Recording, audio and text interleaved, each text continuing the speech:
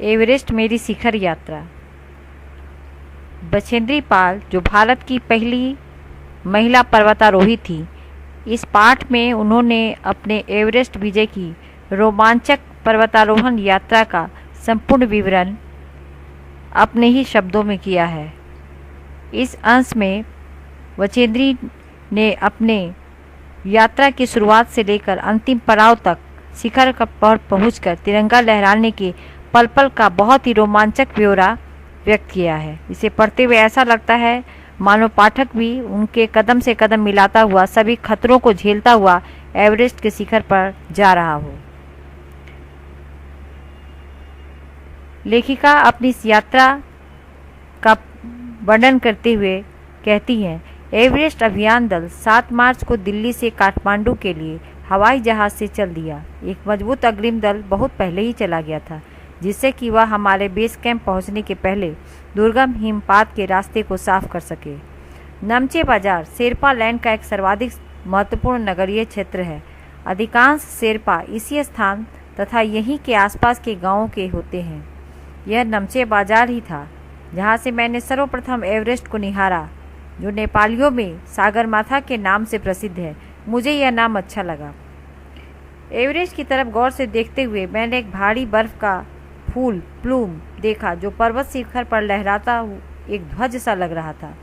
मुझे बताया गया कि यह दृश्य शिखर की ऊपरी सतह के आसपास 150 किलोमीटर अथवा इससे भी अधिक की गति से हवा चलने के कारण बनता था, क्योंकि तेज हवा से सूखा बर्फ पर्वत पर उड़ता रहता था।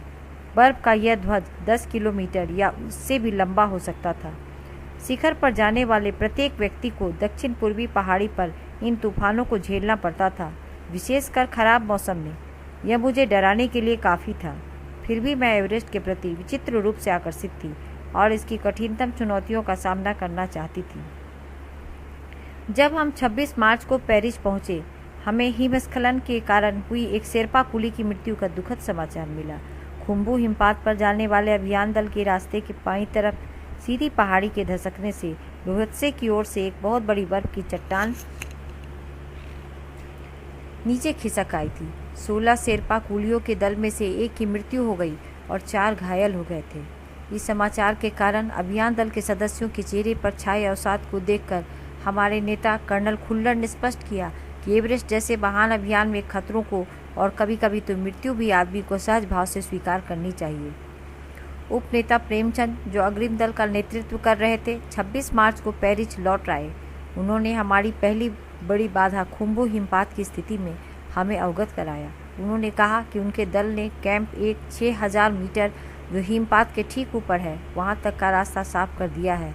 उन्होंने यह भी बताया कि पुल बनाकर, रस्सियां बांधकर तथा झंडियों से रास्ता चिन्हित कर सभी बड़ी कठिनाइयों का जायजा ले लिया गया है। उन्होंने इस पर भी ध्यान दिलाया कि ग्लेशियर बर्फ की नदी है और बर्फ का गिरना अभी जारी है। हिमपात में अनियमित और अनिश्चित बदलाव के कारण अभी तक के लिए सभी काम व्यर्थ हो सकते थे। हमें रास्ता खोलने का काम दोबारा करना पड़ सकता है। इस प्रकार से हम देखते हैं कि उपनेता प्रेमचंद ने सभी पर्वतारोहियों को आगे की खतरों से अवगत कराया और उन्हें सतर्क रहने को भी कहा। बेस कैंप में पहुंचने से पहले हमें एक और मृत्यु की खबर मिली। जलवायु अनुकूल न होने के कारण एक रसोई सहायक की मृत्यु हो गई। निश्चित रूप से हम आशाजनक स्थिति में नहीं चल रहे थे। एवरेस्ट शिखर को मैंने पहले 2 बार देखा था, लेकिन एक दूरी से। बेस कैंप पहुंचने पर दूसरे दिन मैंने एवरेस्ट पर्वत तथा अन्य श्रेणियों को देखा। मैं भौचक्की होकर खड़ी रह गई और एवरेस्ट रोहतसे नुत्से की ऊंचाइयों से घिरी बर्फीली टेढ़ी मेढ़ी नदी को निहारती रही। हिमपात अपने आप में एक तरह से बर्फ के खंडों का अव्यवस्थित ढंग से गिरना ही था। हमें बताया गया कि ग्लेशियर के बहने से अक्सर बर्फ में हलचल हो जाती है, जिससे बड़ी बड़ी बर्फ की चट्टानें तत्काल गिर जाया करती थीं। अन्य कारणों से भी अचानक प्रायः खतरनाक स्थिति धारण कर लेती थी। सीधे धरातल पर दरार पड़ने का विचार और इस दरार पर गहरे चौड़े हिम विदर में बदल जाने का मात्र ख्याल ही बहुत डरावना था। इससे भी ज़्यादा भयानक इस बात की जानकारी थी कि हमारे संपूर्ण प्रवास के दौरान हिमपात लगभग 1 दर्जन आरोहियों और कुलियों को प्रतिदिन छूता रहेगा। दूसरे दिन नए आने वाले अपने अधिकांश सामान को हम हिमपात के आधे रास्ते तक ले गए। डॉक्टर मीनू मेहता ने हमें एल्युमिनियम की सीढ़ियों से अस्थायी पुलों का बनाना, लट्ठों और रस्सियों का उपयोग दूसरे दिन नए आने वाले अपने अधिकांश सामान को हम हिमपात के आधे रास्ते तक ले गए।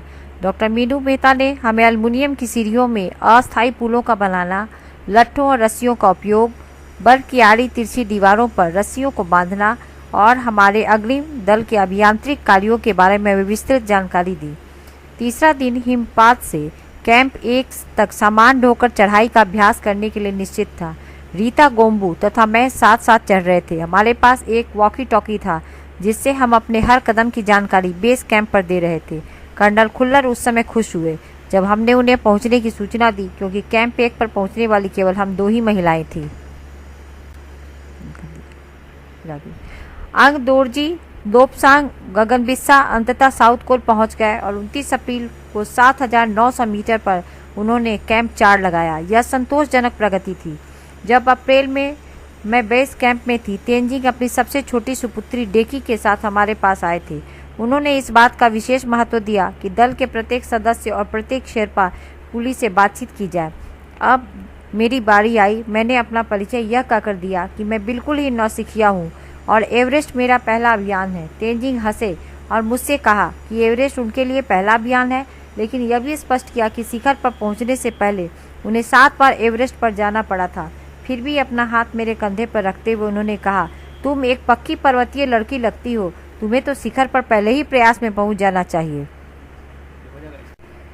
15-16 मई 1984 को बुद्ध पूर्णिमा के दिन मैं लोहत्से की बर्फीली सीधी ढलान पर लगाए गए सुंदर रंगीन नायलॉन के बने तंबू के कैंप 3 में थी। कैंप में 10 और व्यक्ति थे। लोपसांग, तासारिंग मेरे तंबू में थे। एनडी शेरपा तथा 8 अन्य शरीर से मजबूत और ऊंचाइयों में रहने वाले शेरपा दूसरे तंबुओं में थे। मैं गहरी नींद में सोई हुई थी कि रात में 12:30 बजे के लगभग मेरे सिर के पिछले हिस्से में किसी एक सख्त चीज के टकराने से मेरी नींद अचानक खुल गई और साथ ही एक जोरदार धमाका भी हुआ। तभी मुझे महसूस हुआ कि एक ठंडी बहुत भारी कोई चीज मेरे शरीर पर मुझे कुचलती हुई चल रही है। मुझे सांस लेने में भी कठिनाई हो रही थी। हो गया था यह क्या हो गया था? एक लंबा बर्फ का पिंड हमारे कैंप के ठीक ऊपर लोहत्से ग्लेशियर से टूटकर नीचे आ गिरा था और उसका विशाल हिमपुंज बन गया था। हिमखंडों, बर्फ के टुकड़ों तथा जमी हुई बर्फ के इस विशालकाय पुंज ने एक एक्सप्रेस रेलगाड़ी की तेज गति और भीषण गर्जना के साथ सीधी ढलान से नीचे आते हुए हमारे कैंप को तहस नहस कर दिया। वास्तव में हर व्यक्ति को चोट लगी थी। यह एक आश्चर्य था कि किसी की मृत्यु नहीं हुई थी। लोपसांग अपनी स्विच छुरी की मदद से हमारे तंबू का रास्ता साफ करने में सफल हो गए थे और तुरंत ही अत्यंत तेजी से मुझे बचाने की कोशिश में लग गए। थोड़ी सी भी देर का सीधा अर्थ था मृत्यु। बड़े बड़े हिम पिंडों को मुश्किल से हटाते हुए उन्होंने मेरे चारों तरफ की कड़े जमे बर्फ की खुदाई की और मुझे उस बर्फ की कब्र से निकालकर बाहर खींच लाने में सफल हो गए। सुबह तक सारे सुरक्षा दल आ गए थे और 16 मई को प्रातः 8 बजे तक हम प्रायः सभी कैंप 2 पर पहुंच गए थे। जिस शेरपा की टांग की हड्डी टूट गई थी उसे एक खुद के बनाए स्ट्रेचर पर लिटाकर नीचे लाए। हमारे नेता कर्नल खुल्लर के शब्दों में यह इतनी ऊंचाई पर सुरक्षा कार्य का एक जबरदस्त साहसिक कार्य था। सभी 9 पुरुष सदस्यों को चोटों अथवा टूटी हड्डियों के कारण बेस कैंप में भेजना पड़ा। तभी कर्नल खुल्लर मेरी तरफ मुड़कर कहने लगे, क्या तुम भयभीत थी?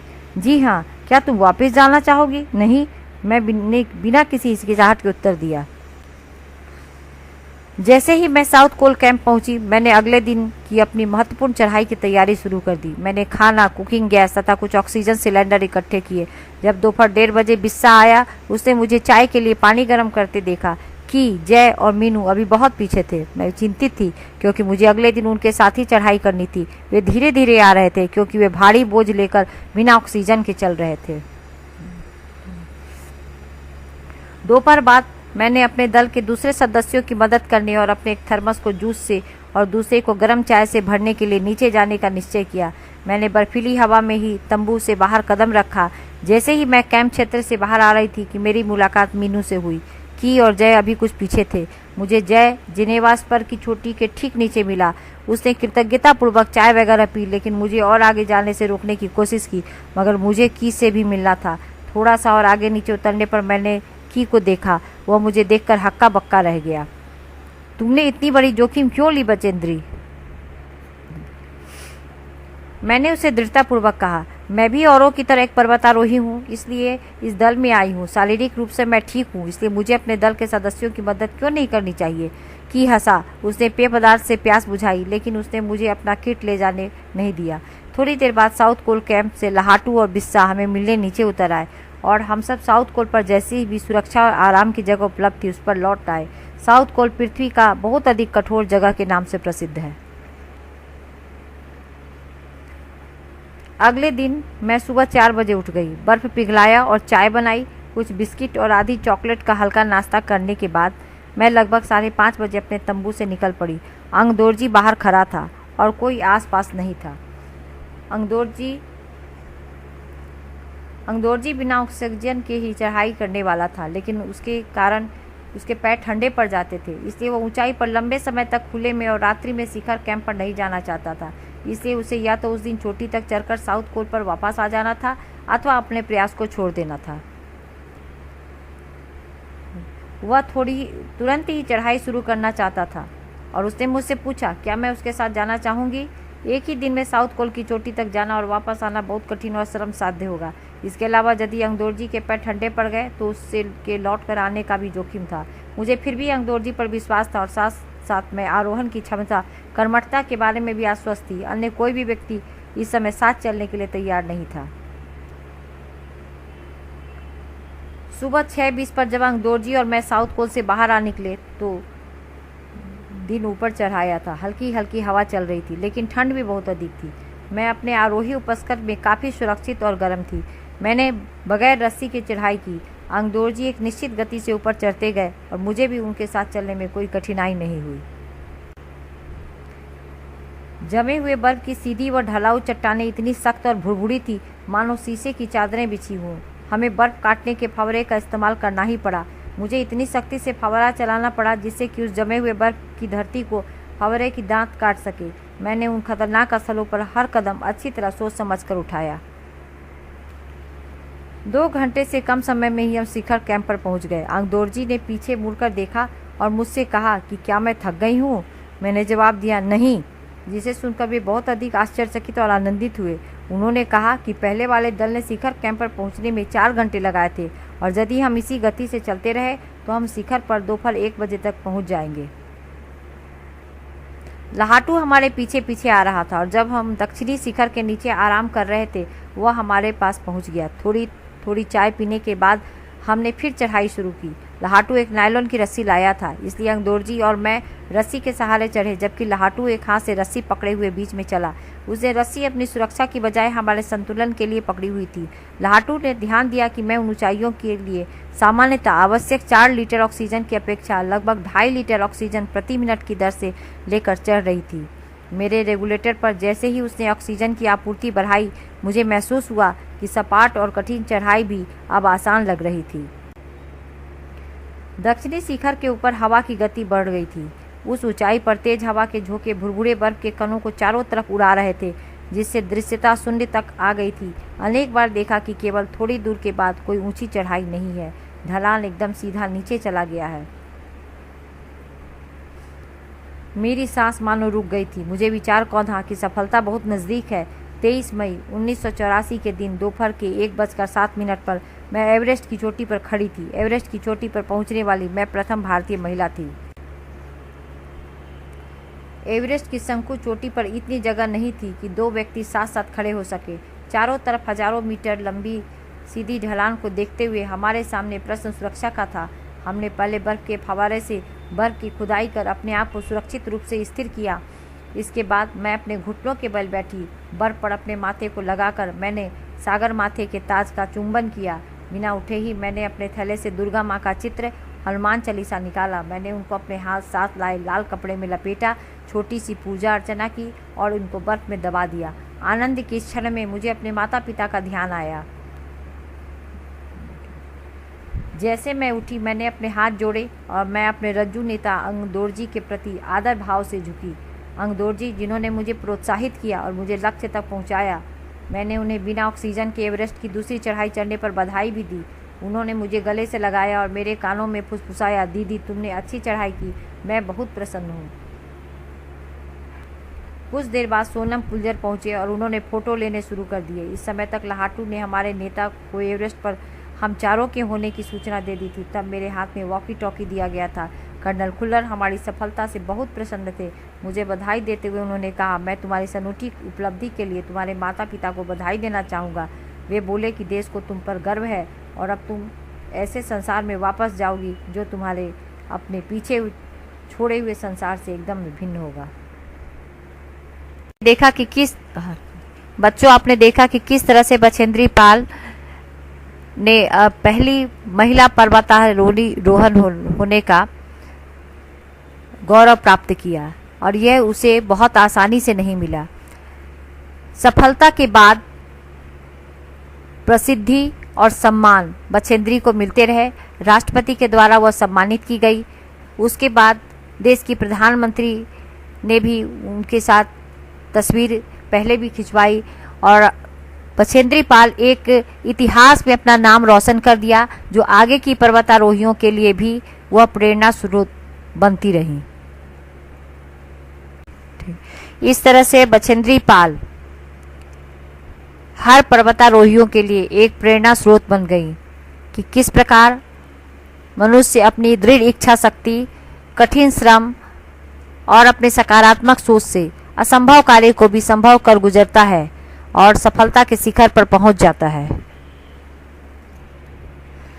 बच्चों, अपने पाठ्यपुस्तक की यह पाठ आपके लिए एक बहुत ही प्रेरक पाठ है, जिससे आप अपने जीवन में अपने किसी भी लक्ष्य को प्राप्त करने के लिए प्रेरणा प्राप्त कर सकते हैं कि अगर आप चाहें तो अपनी दृढ़ इच्छा संकल्प शक्ति से अपने लक्ष्य को प्राप्त कर सकते हैं। मैंने चित्रों के माध्यम से इस कहानी को आपको बताने की कोशिश की है। मैं रश्मि पाठक, और मुझे लगता है कि इन चित्रों के माध्यम से आप लोगों ने कहानी को बहुत अच्छी तरह समझा होगा और उस अनुभवों को भी महसूस किया होगा कि एक पर्वतीय रोमांचक यात्रा क्या होती है, और उस रोमांच को आपने बिल्कुल एक तरह से कहा जाए कि बहुत ही जीवंत तरीके से आपने उसका अनुभव किया होगा। धन्यवाद।